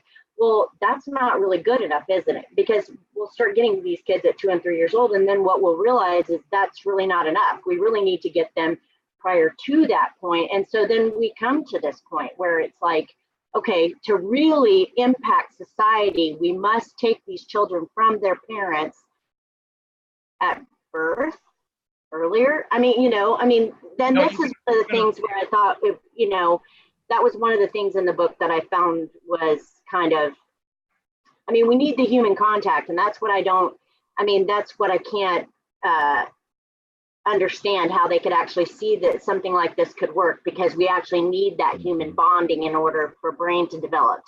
Even, you know, we know that breastfeeding increases, you know, development of the brain. And so, but that is kind of what, as a society, we're kind of pushing towards taking children earlier and earlier from their parents, from their family environment, and putting them, at least for the most part of the day, in the care of strangers, the state. Well, their society does have the touch and contact. They substitute sex for holding hands with a lover and being hugged by a family. Well, that's true. And that brought up another subject, which is something that we have talked about too, which is the sexualization of children and how that's going on at younger and younger ages. And that's something that was in this book, which, you know, if you can, I guess there really is nothing new under the sun. That is what the Bible says, and I believe it to be true. But, you know, when we think about 1932, I can imagine that they would have thought even, you know, I'm not saying that people weren't having sex outside of marriage and being promiscuous and everything. I'm not saying they weren't doing it, but they weren't talking about it openly and saying to themselves, oh, okay, I'm going to sleep with your best friend, you know, Kevin or whatever tonight. And that dude's like, okay with it. That's not something that was happening. And much less would they have thought that the sexualization of children or children experimenting sexually would have been appropriate. And yet in this book, it talks about it very explicitly, that children were, you know, experimenting with each other, having sexual contact with each other, erotic development within children. Basically the desensitization of that being a private or a special process between consenting adults. You know, they're taking it all the way to these elementary kids that are running around naked and touching. Drag queen story time. Yeah. I'm glad you said that. I didn't thought about that. And the ALA is endorsing it and saying, here's how you do it, and don't tell the parents. It's deliberate. Let's teach them this moral lesson before they can think and before they can rationalize, and imprint the kids that this is okay, normal, and awesome. Yeah. There's just there's really no reason for it. Developmentally, there's absolutely no reason for it except to kind of pervert people's idea of what is private and you know, and it goes against, really, in a lot of ways, it goes against the whole thing that we always say about, you know, don't touch me in my no square. We teach kids that. I don't know if you ever, but it's like, don't touch me there. That's my no square. You know, my kid, you know, this is something that we were taught, that kids are taught. And then yet we're like, and we're also exposing them to, yeah, but you know, you can do it, and porn is okay, and you know, it's okay to have sexual experiences, and you know, they're blurring the line really very, very dangerously, in my opinion, between and I don't. They're using this whole drag queen thing, and in my opinion, like homosexuality, the gay, like what was his name, Desmond, who danced in that gay club.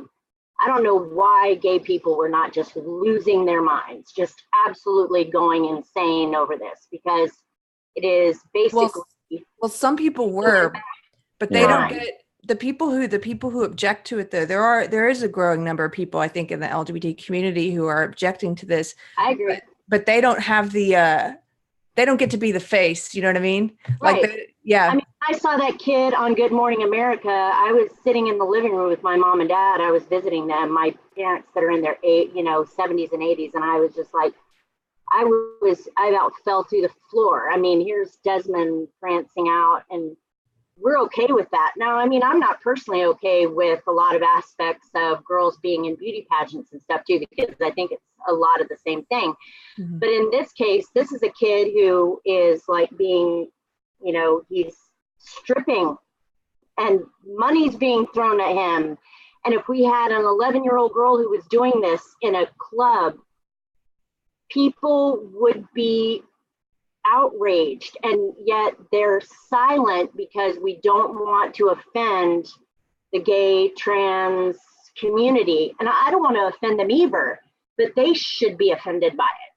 I mean, 20 years ago, the argument against homosexuality was that it was linked to pedophilia, and they worked very hard to say, we're not associated with pedophilia. That's a totally different thing. Therefore, you should tolerate homosexuality and let us get married, because pedophilia is a whole other thing. Well, now they're back to linking it and arguing pedophilia is minor attracted persons. Right. But unlimited sexual opportunity is liberating and freeing. And this book at least discusses the horrors that it brings and what you lose. I want to make a clarification though. I don't believe when you say they're back to linking it, I don't think the gay community overwhelmingly is okay with linking it. I think there are what I call SJWs, the activists. Just to be clear, because I know people, if we're online, there are people who are linking it now, and they're using the same arguments. They're using the same, the whole minor attracted persons thing. They're using the same arguments of this, we are a marginalized community.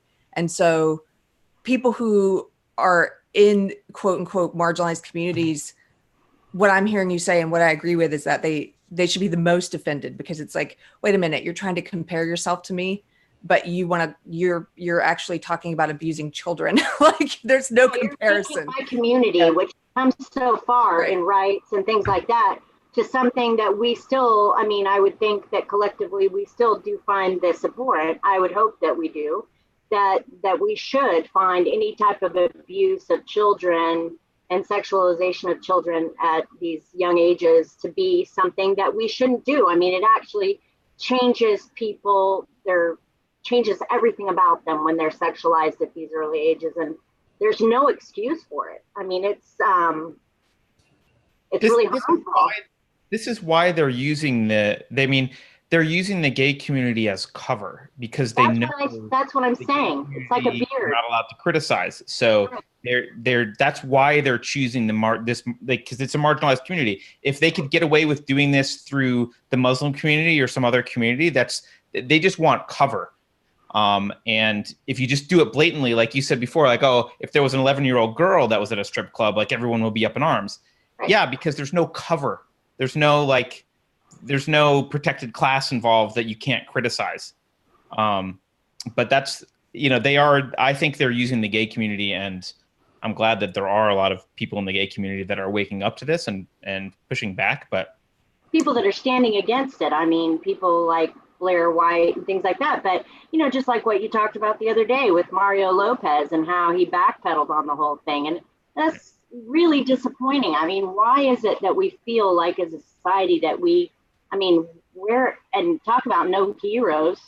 Why do we not have the heroes, the people that will stand up and say, regardless of how you feel about this and how people should have the right at the age of 3 or 11 or whatever to do all these things, I'm still going to protect them. It's our job. I mean, it's our job as adults. Yeah. We're not doing it. One way to look at this, I think, and this isn't my invention. A few people have talked about this. One of them is Stefan Molyneux. But one way to look at this is is it pushed towards R selection strategy or R reproductive strategy rather than K reproductive strategies, right? So R is appropriate for unlimited resources. No, it's very kind of almost, you can think of it as collectivist, but unlimited resources, not a lot of resource investment in children, have lots of children, and you just breed, and without a lot of particular investment, and really not a lot of caring about one individual versus another. And then there's the K strategy, which is more like less rabbit and more wolf, right? Where it's, okay, fewer kids, invest a lot of time in those kids, very hyper aware of threats and what's going on around you. You've got to train them to go hunt, all that kind of stuff. You fight, like if an eagle swoops in and grabs a rabbit, no one cares. No, the rabbits are just like, whatever. They go back to eating their grass. Whereas wolves, a wolf gets attacked, the rest of the pack comes in and attacks the attacker, right? So it's a different, and you can look at humans. Obviously, humans are K by comparison to rabbits, but there's some theories that humans kind of can adapt in either one of those reproductive strategies, and they're kind of pushing R right now because R, it doesn't question outside threats. Like the R is not worried about fall of the West or bad ideology coming in or anything like that. Standards in schools, for example, so Yeah. that people can feel better about the fact that they're not actually performing to the way, that whole strategy that they're employing. Right. That's not But you really in want the best sexualized interest culture for that, right? You want like lots of sex and culture. yeah. Something else I've seen in the book is the view of, we've gone from anybody should be able to say yes with anybody who consents to you're not allowed to say no because that's unfairly exclusionary. Yes. You're not, if your homosexual best friend makes a pass at you, you really shouldn't turn them down because there's more partners for you than for them. And you're transphobic if you're trans exclusionary. And the bullying of lesbians by biological males who identify as female, instead of saying it's a biological male with heterosexuality who is identifying as female, we're going to let the transgender bully lesbians, and we're going to shame you and shun you for not saying no. So where the book has people going, if you're not connecting with at least 3 people a week, there's something wrong with you. And if you're immoral for being chaste, and we need to hook you up because people will start talking if you're not promiscuous enough.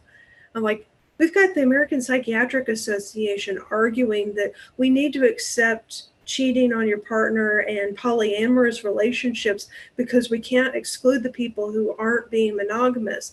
And the solution to the incels is making sure everybody has sex, and you really shouldn't be saying no to the ugly person and saying no to the people you're not attracted to because it's really for the best of society. I'm like, on the sexual ethics, he was very prescient. He was very, on a lot of things. Whatever the right term is. Prescient. What is the right pronunciation of Well, that? what about the whole part in there where, she, what's her name? Lenina was talking about how that John wouldn't have sex with her, even though he could tell that she was attracted. And what's her friend's name? Fanny? Fanny. Franny? Yeah. And she was like, we'll just force him. Right. Yeah. That was really interesting. That Make him do it. It's like, and she's like, well, I will feel weird about that. We'll take have a half of Soma before you go over there and then just force yourself on him. And it's like, wow, that's weird. Yeah, when you're doing that so often, it doesn't seem like anything valuable is being given or taken. Right. And it eradicates personal judgment, right? The thing that's the most threatening to that society, and I would argue social justice society as well, is the idea that you can have your own personal standards and make selections independently for friends, sexual partners, political parties, anything. That you can discriminate. They don't believe you should be able to discriminate. And I don't mean that in the way that we often use that word, which is to be prejudiced or some bigoted. They believe you're not allowed to have preferences or to differentiate. differentiate in that way. So the first time I started hearing this, and Tamara, I'm glad you brought this up because I almost forgot about it. Yeah, the whole everybody belongs to everybody thing. The first time I started hearing that pushed in the SJW world was through trans activists, and particularly this one trans YouTuber, Riley, who did a video about if you will not date or have sex with a trans person, you're a bigot. And I remember, if you guys haven't seen it, Blair White did a great response video. Blair White's also trans, but Blair White was like, well, I don't want to date trans people. She is a trans woman. It's kind of like, she's like, I don't hate trans people. I am a trans woman, but I'm not attracted to trans people. Like, everybody has preferences. Everyone has a preference, right? Yeah. So that was kind of, oh, look at your kitty cat. Yeah, she's going to have babies. Not super excited about it, but there we are. She's going to be an M dash. Mm-hmm. An M dash, and she's going to have an R reproductive strategy. She's very lovely. She's a very lovey cat. I've never had a cat that was, she actually hugs me. I don't know if you can tell, but she puts her paws around my neck. It's quite odd. What a cutie. She is. Well, yeah, the whole everyone belongs to everybody. Well, if you live in a society where everyone's accepted that as truth, then we are going to see these frictions start to happen. What you're talking about, Tamara, where there are, in fact, some of the people I've seen push back the hardest on this idea have been from the gay and lesbian community, because they're like, wait a minute, I'm a lesbian. I don't want to be forced to be with a man. Yeah, like that's the whole point. I'm not attracted to male genitalia or whatever. Like, why are you trying to tell me suddenly that I have to be not who I am? The whole point was that the whole point of the gay and lesbian movement for a while was we want to be allowed to love who we want to love. Now you're telling me I have to love this other person. That's kind of crazy. But gets that back to like the blank slate ideology that like, oh, we can engineer people to do whatever we want, and we want a society where everyone is everyone else's, right? That's collectivism. And if you live in a society where everyone's everyone else's, then yes, you're gonna at some point say, well, rape doesn't exist. Of course. You can push yourself on someone because it doesn't matter. Yeah. Right. Make them have sex with you. What's the big deal? Yeah. Do you guys mind if I read just really quickly, because I know we talked about it a little bit, but the 1946 foreword, where Huxley kind of evaluated the book 15 years after he wrote it. And I wanted to look up just that list of 4 things. It was 4 things he said he felt needed to happen in order for something. He said basically the problem that society is, that government's going to have, is learning how to make people love servitude. Like the problem of happiness is going to be making people love servitude. And so to establish that, he's like, first, there needs to be a greatly improved technique of suggestion through infant conditioning, and later with the aid of drugs. So like in the book, that's hypnopedia or however you pronounce it. Secondly, this one's interesting to me, a fully developed science of human differences, enabling government managers to then assign any given individual to his or her proper place in the social and economic hierarchy. Well, that to me is social justice, or the opposite. It's any type of racism, sexism, like this sort of like grouping people by what identity groups they're in. And I think it fills that need. That's anyway. Third, about that, or was he talking about abilities and personality traits when he said that? I think he could have been talking about either. The point is, he's like predicting things. And so pot doesn't necessarily have to be Soma. It's not perfect. It doesn't fit exactly. But if I'm looking for what can I point to in modern society that I think would be an approximate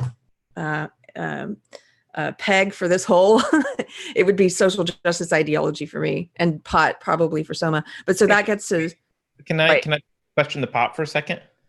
Wait, but that I'm on that one. Third, okay. A substitute for alcohol and the other narcotics, something at once less harmful and more pleasure giving than gin or heroin. And so you're going to question pot? It could be pot. I think it could also be Netflix and like social media entertainment. I mean, it's not actually a physical substance that you take, but you know how many people, like if you watch, I don't have the stats in front of me because I didn't look them up before the show, but there's like the average person watches like some ridiculous number of hours of television a week. I don't know what it is. but it's one of those numbers that I just, every time I see it, I'm like, this can't be right. And then I look it up and I'm like, oh no, it's like hours and hours a day. Which is like social media, same thing. Yeah. Yeah, you sit yourself. I mean, were you talking also about Facebook doing that experiment where they can adjust your mood by putting certain things in your feed? Yeah. So if they wanted us all to be happy, I guess they could make us all happy, right? Well, and there is that, you do get that I know someone has argued that like the dopamine hit model is not exactly correct, but there's some truth to it because there's like entire books in Silicon Valley written about how to capitalize on that, and it works. So there's some like, there is some kind of dopamine effect or something that goes on. There's a chemical cycle that happens. So absolutely. I read a study about millennials and anxiety and depression rates if you deprive them of their phone. Like if you take the phone away for a long period of time, people get more anxious, they get more irritable. It's the same way an addict would react if they need a fix and you're not letting them have it. Right. And the nice thing about technology rather than a drug is when you acclimate to technology, it's very easy to just with the software update change what you're acclimated to. And like it's very easy to like update. Whereas with Soma, maybe you'd have to like up the dose or like do some kind of hit the reset button somehow or whatever. But with tech, oh, like I'm bored of Facebook. Well, they update it, or you go to Twitter or you go to Snapchat, or there's like always another alternative drug that's filling the need. Or you go to Netflix, you sit on I really honestly, just maybe this is my own personal experience, but like sitting on the couch watching Netflix is like a drug. It's just like, I'm like, if we do that, we're just zoned out, not thinking about stuff, passively accepting entertainment. I don't see what the difference is between that and like being high. Oh, I agree.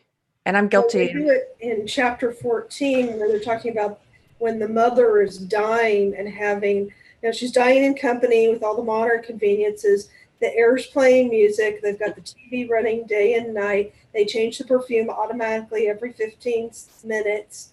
And so you've got the music, you've got the TV, and then you've got the odors going on, plus whatever is socially is going on. So they're filling your senses so that you don't have to think about anything. You just sit there and experience.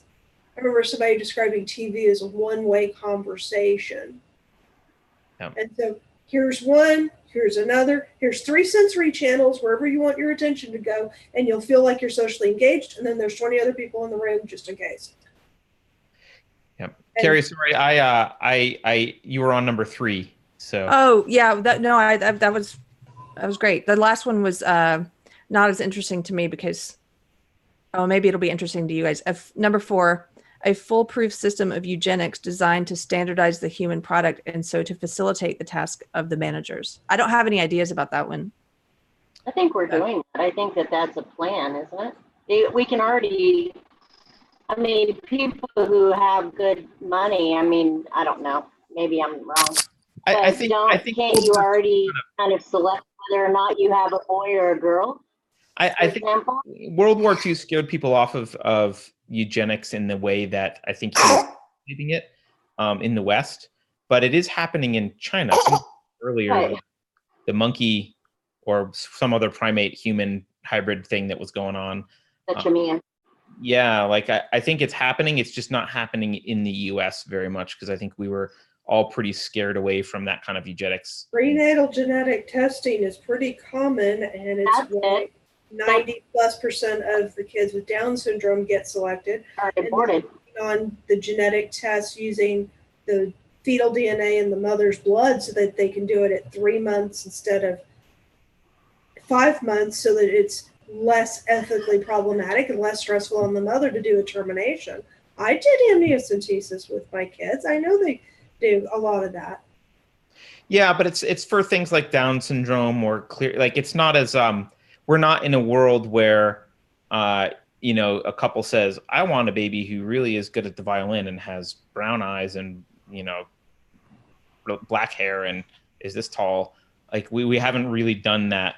That's probably possible, but we haven't. It's still years off. We're right now at the point of doing the quality testing and kicking out the couple percent that aren't good enough.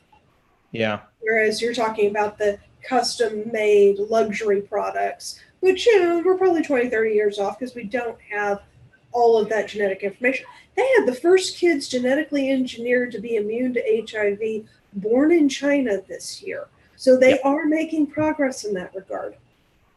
Yeah, I just think it's mostly not in the West. I think it's in China, because China doesn't have moral qualms about this as much as we do, right? China's just like, yeah, sure, eugenics, great idea.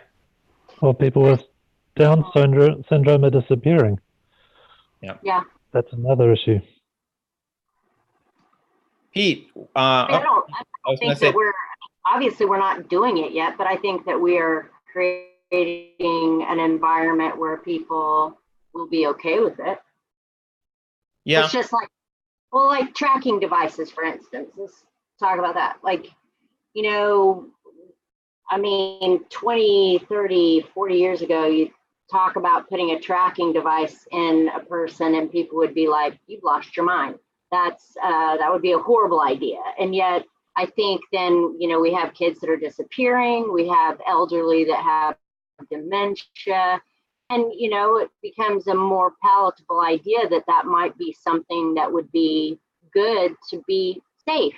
You know, it's a kind of a soft pedaling with that particular part of the population that they need our protection. And so let's introduce this technology. And, you know, I think that's the same thing like we're doing with the prenatal testing and things like that. We're experimenting socially with how far we can push the line and be socially acceptable to like have an abortion because you're going to have a Down syndrome kid, or you know, I think that we're pushing the lines with that.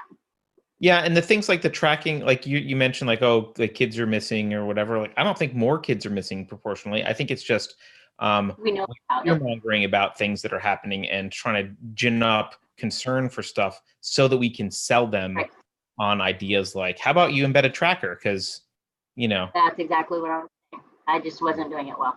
They should just chip your kids. As soon as it's bored, and you chip them. That's it. We chip our pets. So, I mean, how, and you know, you think about how we've become accustomed to chipping our pets. And if a pet goes missing, people are like, well, is it chipped? And if it's not chipped, then you seem irresponsible. And, you know, how many years off are we from having that same kind of attitude towards our children? Oh, you didn't chip them? You know, you're irresponsible because you're irresponsible as a pet owner if you don't do it. You know, the funny thing I found out about chipping when I had my cats chipped years ago was the only way that they track it is when they go into a whatever, like a vet or somewhere like that, and they scan to see if they have a chip. It's not like they can show up on a GPS or something. I was really disappointed with that. Oh, don't worry, we'll get there. We'll get there. You have to give them cell phones, and they're already there with people, right? We all volunteer carry around a tracker, so everybody's like, they don't have to chip us. We carry one. They know where we are every second. Yep. Thanks. It's not as far-fetched as it seems. I don't think. I mean, I don't think we're ready to make that leap, but I don't think it's as far off as what we might think it is. Yeah. I wanted to read, if you guys don't mind humoring me, maybe we could hopefully wrap this up. This is just me making a vote in like the next 15 minutes. Yeah, and we'll come up 2 hours, Carrie. I think it's reasonable. Okay, so, cool. What do you want to read? Well, I wanted to read one last part of, and if there's anything we haven't talked about yet that you guys want to talk about, let's do it. But this one last part before I close it of his foreword that I thought was interesting, because he's still making predictions here, right? And so he says, I think this is funny for a guy. He wrote this in 1946 about the book that he wrote 15 years earlier in 1931 or 32. So he says, nor does the sexual promiscuity of Brave New World seem so very distant. There are already certain American cities in which the number of divorces is equal to the number of marriages. I'm like, only equal?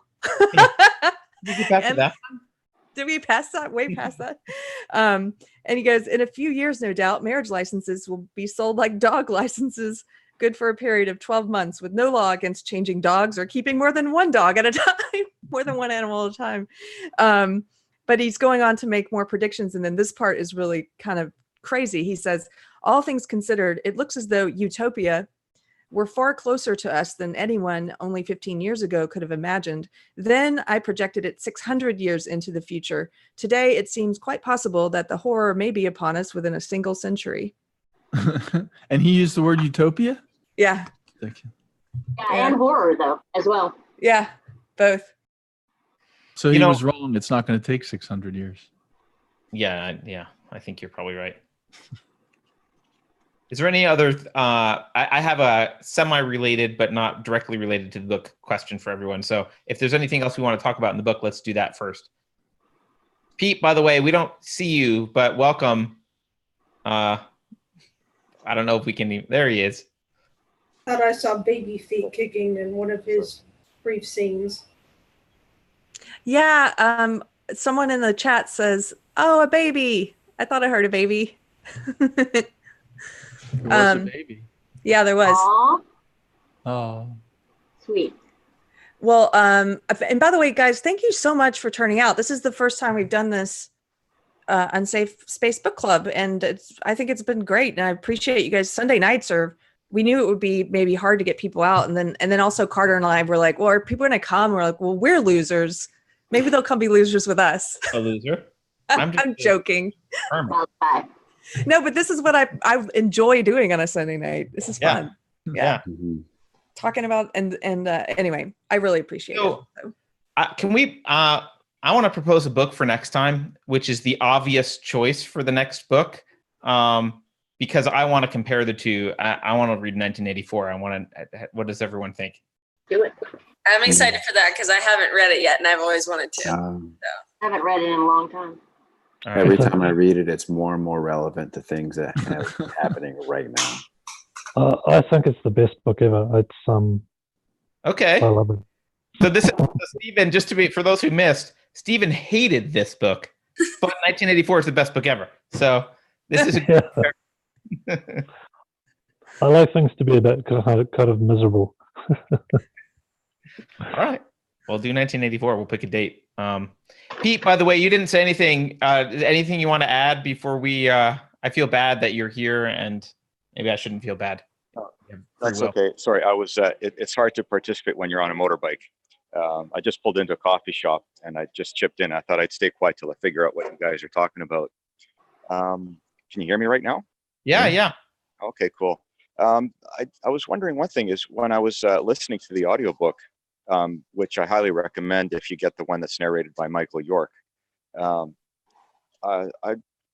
thought of some similarities to THX 1138. I was wondering if anybody in the chat mentioned that before. No one has mentioned that. I'm not familiar with that. What is that? Can you say it again? Yeah, I was wondering if has anyone seen the movie THX 1138?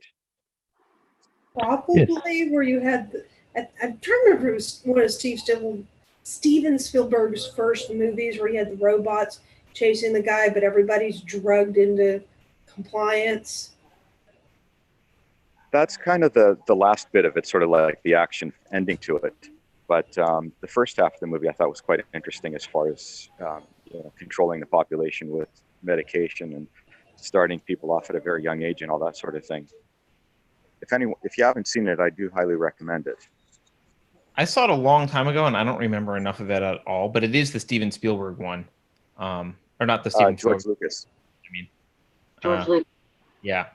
But yeah, it's been a long time since I've seen it. I don't remember it at all. But you're saying it's relevant. It's kind of related to this.